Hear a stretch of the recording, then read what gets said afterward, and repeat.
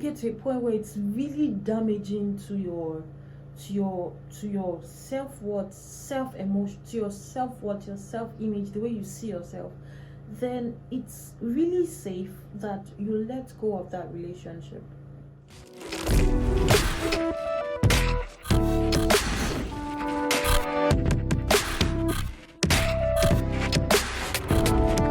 I'm not built like that, and it is entirely fine, because you are not also built like the way they are. Yeah, so, and it has to be entirely fine, because we all are not the same. We are all different. The same way we have people who are really emotional, the same way we have people who do not show emotions, it's the same way we have people who show emotions, but not even in a sweet way.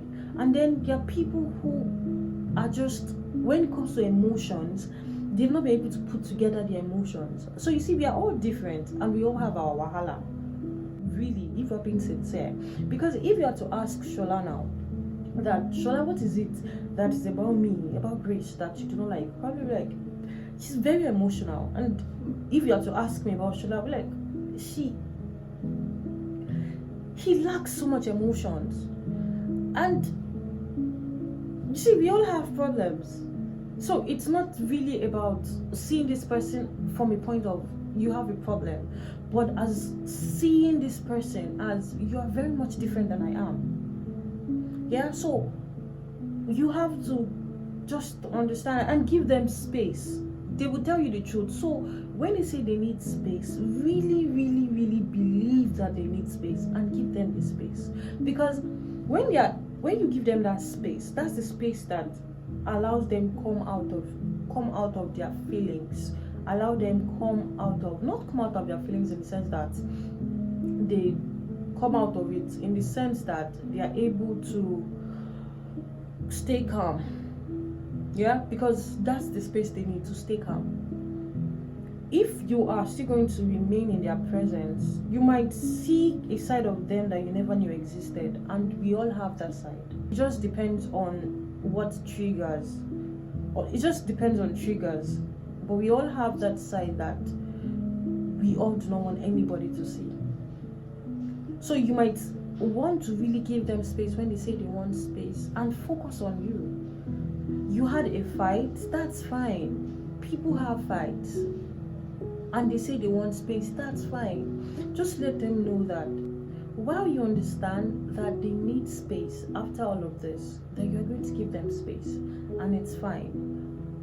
Yeah, so now for your own good, because you do not want to go back to them when they are not in the right mood. Yeah, you want to wait for them to come to you. So yeah, I know that you need space, and that's fine.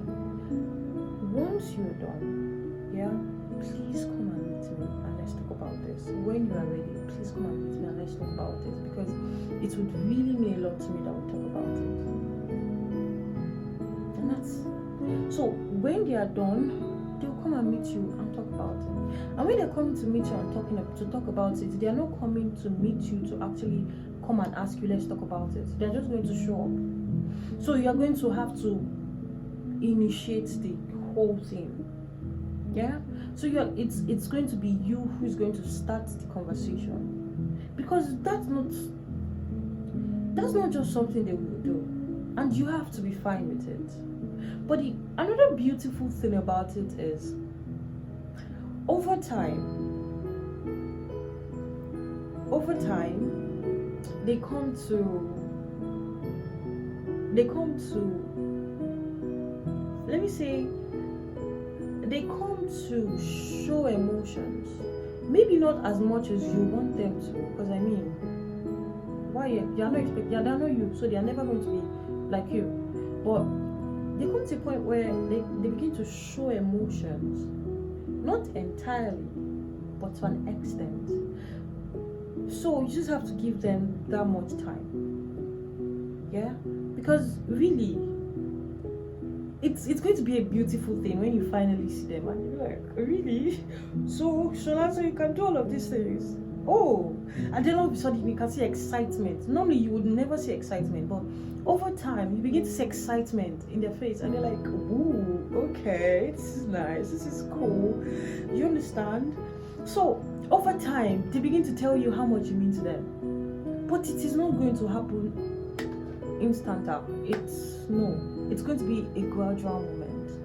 And if it's something that you know that would affect your mental health, please take care of your mental health. If it's with a person that you really want to be friends with, that you really want to build a family with, that you really want to have a relationship with, then you have to take care of yourself very well, such that your confidence, your